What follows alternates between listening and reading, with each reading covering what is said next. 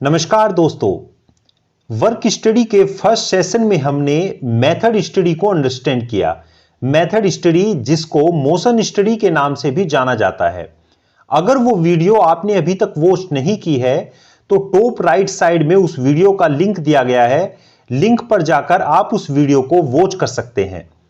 इस सेशन में हम वर्क मेजरमेंट को अंडरस्टैंड करेंगे। वर्क मेजरमेंट जिसको टाइम स्टडी के नाम से भी जाना जाता है। सबसे पहले हम समझते हैं कि वर्क मेजरमेंट या टाइम स्टडी क्या होती है। वर्क मेजरमेंट या टाइम स्टडी के थ्रू हम किसी भी टास्क या जॉब के स्टैंडर्ड टाइम को डिफाइन करते हैं। किसी भी टास्क या किसी भी जॉब को करने में एक एवरेज वर्कमैन के द्वारा नॉर्मल वर्क कंडीशंस के अंदर कितना टाइम लगना चाहिए, उस टाइम के स्टैंडर्ड्स और नॉर्म्स को डिफाइन किया जाता है। बेसिकली वर्क मेजरमेंट के अंदर एलिमेंट स्टडी की जाती है। उस कंप्लीट टास्क के जो डिफरेंट एलिमेंट्स हैं, उन एलिमेंट्स की हम स्टडी करते हैं और उनके टाइम को हम नोट डाउन करते हैं।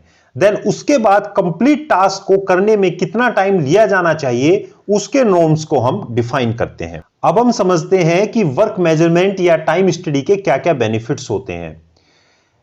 बेसिकली वर्क मेजरमेंट के थ्रू जब हमारे प्रोडक्शन नॉर्म्स डिफाइन हो जाते हैं तो उससे हमारे प्रोसेस और हमारे मेथड पर एक अच्छा कंट्रोल होना स्टार्ट होता है। सेकंड बेनिफिट है कि वर्क मेजरमेंट के थ्रू हमारे प्रोडक्शन नॉर्म्स, हमारे स्टैंडर्ड टाइम्स डिफाइन किए जाते हैं। वर्क मेजरमेंट के थ्रू हम ये कैलकुलेशन कर सकते हैं कि एक स्पेसिफिक टास्क को करने में कितने मैन आवर्स या कितने मैन पावर यूज किए जाने चाहिए। नेक्स्ट इज वर्क मेजरमेंट के थ्रू जॉब को सिंप्लीफाइड किया जा सकता है। Next benefit of work measurement is कि वर्क मेजरमेंट होने के बाद, स्टैंडर्ड टाइम डिफाइन होने के बाद हम प्रोसेस कॉस्ट कैलकुलेशन कर सकते हैं। हम अपने प्रोसेस में अपने जॉब को करने में कितनी कॉस्ट आ रही है उसकी कैलकुलेशन इजीली कर सकते हैं। वर्क मेजरमेंट के थ्रू वर्कर के स्किल लेवल को इंप्रूव किया जाता है। वर्क मेजरमेंट के थ्रू हमारे जो मैन्युफैक्चरिंग प्रोसेस में नॉन वैल्यू एडिंग एक्टिविटीज हो रही हैं उनको फाइंड आउट किया जाता है एंड उनको एलिमिनेट किया जाता है। वर्क मेजरमेंट के थ्रू हम कॉस्ट को कम करते हैं, कॉस्ट रिडक्शन किया जाता है एंड प्रोडक्शन इफिशिएंसी को इंप्रूव किया जाता है। नेक्स्ट इज वर्क मेजरमेंट के लिए हम जॉब का सिलेक्शन कैसे करते हैं कि किस जॉब की हमें टाइम स्टडी या वर्क मेजरमेंट करना है। अगर हमारे प्रोसेस में कोई चेंज हुआ है, कोई मॉडिफिकेशन हमारे प्रोसेस में हुआ है तो हमें अपने प्रोडक्शन नॉर्म्स को रीडिफाइन करना होता है और हमें वर्क मेजरमेंट की रिक्वायरमेंट होती है। नेक्स्ट इज कि अगर हमें अपने प्रोडक्शन लाइन पर कोई एक स्पेसिफिक प्रोसेस बोटलनेक लग रहा है जिसकी वजह से हमारी प्रोडक्शन इफिशिएंसी डाउन हो रही है तो हमें उस प्रोसेस पर वर्क मेजरमेंट करने की रिक्वायरमेंट होती है। नेक्स्ट इज अगर हम अपनी प्रोडक्शन यूनिट में या अपनी मैन्युफैक्चरिंग यूनिट में कोई इंसेंटिव स्कीम इंट्रोड्यूस करने जा रहे हैं तो हमें अपने प्रोडक्शन नॉर्म्स डिफाइन करने की रिक्वायरमेंट होती है, जिसके लिए टाइम स्टडी या वर्क मेजरमेंट की रिक्वायरमेंट होती है। वर्क मेजरमेंट या टाइम स्टडी की नेक्स्ट रिक्वायरमेंट होती है कि अगर हम अपने मंथली प्रोडक्शन प्लान के अकॉर्डिंग ये कैलकुलेट करना चाहते हैं कि हमें कितने मैन डेज या कितनी मैन पावर रिक्वायर्ड हैं तो वर्क मेजरमेंट या टाइम स्टडी की रिक्वायरमेंट होती है। सबसे पहले हम हर प्रोसेस की टाइम स्टडी के थ्रू स्टैंडर्ड टाइम डिफाइन करते हैं और उसके बाद हम अपने प्रोडक्शन वॉल्यूम से मल्टीप्लाई करके ये कैलकुलेट कर सकते हैं कि इस मंथली प्रोडक्शन को एग्जीक्यूट करने के लिए कितनी मैन पावर, कितने मैन डेज हमें रिक्वायर्ड हैं। नेक्स्ट इज अगर हमें ऐसा लगता है कि किसी एक स्पेसिफिक प्रोसेस में हमारी बहुत ज्यादा कॉस्ट आ रही है तो वहां पर वर्क मेजरमेंट या टाइम स्टडी की रिक्वायरमेंट होती है। अगर हमें किसी प्रोसेस में ऐसा लगता है कि हमारा आउटपुट बहुत कम आ रहा है, हमारा प्रोडक्शन बहुत कम है और नॉन वैल्यू एडिंग एक्टिविटीज हमारे प्रोसेस में ज्यादा हो रही हैं तो हमें वर्क मेजरमेंट या टाइम स्टडी की रिक्वायरमेंट होती है। नेक्स्ट इज कि अगर हमने किसी प्रोसेस पर मेथड स्टडी या मोशन स्टडी की है, मेथड स्टडी या मोशन स्टडी जिसको कि हम पहले सेशन में अंडरस्टैंड कर चुके हैं, तो अगर हमने किसी प्रोसेस में मेथड स्टडी की है तो मेथड स्टडी के बाद हमारे प्रोसेस में चेंज होता है तो उस चेंज के प्रोडक्शन नॉर्म्स को डिफाइन करने के लिए हमें फिर से वर्क मेजरमेंट या टाइम स्टडी की रिक्वायरमेंट होती है। Next is process cost calculation के लिए भी वर्क मेजरमेंट और टाइम स्टडी करने की रिक्वायरमेंट होती है। अब हम समझते हैं कि टाइम स्टडी का प्रोसीजर क्या होता है। टाइम स्टडी करते समय किन किन स्टेप्स को फॉलो किया जाता है। सबसे पहले हमने जो जॉब टाइम स्टडी के लिए सिलेक्ट किया है उस जॉब की स्टॉपवॉच या वीडियोग्राफी के थ्रू रिकॉर्डिंग की जाती है और ऑब्जर्व टाइम का मेजरमेंट किया जाता है। ऑब्जर्व टाइम मेजर होने के बाद जो ऑपरेटर उस प्रोसेस के ऊपर काम कर रहा है उस ऑपरेटर की परफॉर्मेंस रेटिंग को मेजर किया जाता है कि उस ऑपरेटर की परफॉर्मेंस रेटिंग एक एवरेज वर्कमैन की कंपेयर में कम है या ज्यादा है। जो एक एवरेज वर्कमैन है या जो एक नॉर्मल वर्कमैन है उसकी परफॉर्मेंस रेटिंग को 100 कंसीडर किया जाता है और जिस प्रोसेस का हम वर्क मेजरमेंट या टाइम स्टडी कर रहे हैं उस प्रोसेस पर जो वर्कमैन या ऑपरेटर काम कर रहा है उस 100 की कंपेयर में उसकी परफॉर्मेंस रेटिंग को डिफाइन किया जाता है। परफॉर्मेंस रेटिंग डिफाइन करने के बाद हम बेसिक टाइम की कैलकुलेशन करते हैं। Basic time basically observe time को जब हम परफॉर्मेंस रेटिंग से मल्टीप्लाई करते हैं तो बेसिक टाइम कैलकुलेट होता है। अब बेसिक टाइम कैलकुलेशन के बाद उसके अंदर हम स्टैंडर्ड अलाउंसेज फैक्टर को ऐड करते हैं और स्टैंडर्ड अलाउंसेज फैक्टर ऐड करने के बाद हमारा स्टैंडर्ड टाइम कैलकुलेट होता है। स्टैंडर्ड टाइम कैलकुलेट करने के बाद हमारे पर डे कितने वर्किंग आवर्स हमारे पास अवेलेबल हैं या पर शिफ्ट कितने वर्किंग आवर्स हमारे पास अवेलेबल हैं उस वर्किंग आवर्स के साथ मल्टीप्लाई करके हम अपने प्रोडक्शन नॉर्म्स को डिफाइन करते हैं। सो ये सब स्टेप्स होते हैं जो टाइम स्टडी में फॉलो किए जाते हैं। अब इन सभी स्टेप्स को हम थोड़ा डिटेल में अंडरस्टैंड कर लेते हैं। सो ऑब्जर्व टाइम क्या होता है कि किसी भी टास्क की जो हम स्टडी कर रहे हैं उस टास्क को करने में अभी करंट सिनेरियो में कितना टाइम लग रहा है उस टाइम का जो मेजरमेंट किया जाता है उसी को ऑब्जर्व टाइम बोला जाता है। किसी भी टास्क में ऑब्जर्व टाइम के 3 पार्ट होते हैं। One is loading time, second is operation time and third is unloading time. यानी जो ऑपरेटर उस प्रोसेस पर काम कर रहा है वो उस पार्ट को उठाने में कितना टाइम ले रहा है, फिर मशीन पर जो प्रोसेस हो रहा है उस प्रोसेस में कितना टाइम लग रहा है और प्रोसेस होने के बाद उस पार्ट को वापस रखने में कितना टाइम लग रहा है। सो जो उठाने का टाइम है उसको लोडिंग टाइम बोला जाता है, प्रोसेस टाइम को ऑपरेशन टाइम बोला जाता है एंड पार्ट को प्रोसेस होने के बाद वापस बिन या कैरेट या ट्रॉली में जो रखने का जो टाइम है उसको अनलोडिंग टाइम बोला जाता है। ऑब्जर्व टाइम मेजर करने के लिए जनरली या तो स्टॉपवॉच को यूज किया जाता है या वीडियोग्राफी के लिए कैमराज को यूज किया जाता है। So this is the observe time. Observe time measure होने के बाद उस प्रोसेस पर जो ऑपरेटर काम कर रहा है उसकी परफॉर्मेंस रेटिंग को डिफाइन किया जाता है। जो एक एवरेज वर्कमैन होता है, जो एक नॉर्मल वर्कमैन होता है उसकी परफॉर्मेंस रेटिंग को 100% कंसीडर किया जाता है। यानी 100% जो परफॉर्मेंस रेटिंग है वो एक नॉर्मल वर्कमैन या एवरेज वर्कमैन की परफॉर्मेंस रेटिंग मानी जाती है।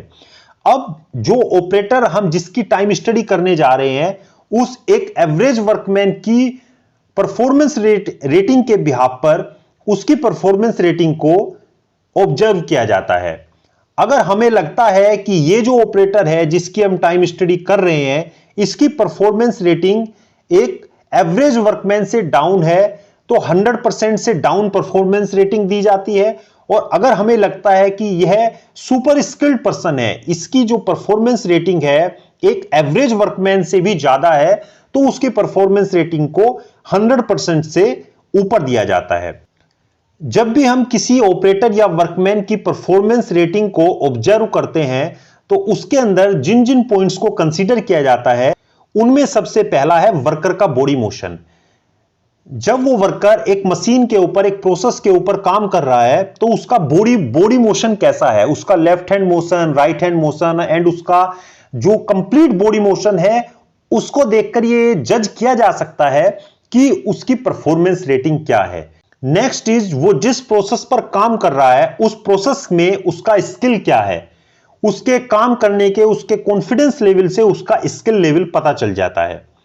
नेक्स्ट इज कि उसकी प्रोसेस की अंडरस्टैंडिंग क्या है, वो प्रोसेस के बारे में कितना जानता है, एंड उस काम पर उसका कॉन्फिडेंस कितना है, उस काम को करने में उसका कॉन्फिडेंस लेवल क्या है। इन सभी पॉइंट्स को कंसीडर करते हुए वर्कर की परफॉर्मेंस रेटिंग को डिफाइन किया जाता है। जैसा कि हमने पहले भी डिस्कस किया, एक क्वालिफाइड वर्कर की परफॉर्मेंस रेटिंग को 100% कंसीडर किया जाता है, और इसी 100% की कंपेयर में हम जो ऑपरेटर उस प्रोसेस के ऊपर काम कर रहा है, जिसकी हम टाइम स्टडी करने जा रहे हैं, उसकी परफॉर्मेंस रेटिंग को ऑब्जर्व किया जाता है। Standard time and performance rating define होने के बाद बेसिक टाइम की कैलकुलेशन की जाती है।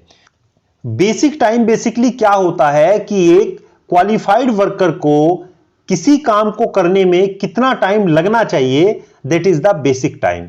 बेसिक टाइम कैलकुलेशन के लिए बेसिकली ऑब्जर्व टाइम को जब हम परफॉर्मेंस रेटिंग से मल्टीप्लाई करते हैं तो बेसिक टाइम कैलकुलेट होता है। बेसिक टाइम कैलकुलेशन के बाद स्टैंडर्ड अलाउंसेज फैक्टर होता है। सो स्टैंडर्ड अलाउंसेज में जो हमारा आता है, सबसे पहले लंच ब्रेक आता है, टी ब्रेक आता है, शिफ्ट स्टार्टिंग अलाउंसेज आते हैं, यानी जब शिफ्ट स्टार्ट होती है तो चेंज ओवर, जो हैंड ओवर दिया जाता है, जो हैंडिंग ओवर दिया जाता है, वो अलाउंसेज फैक्टर होता है।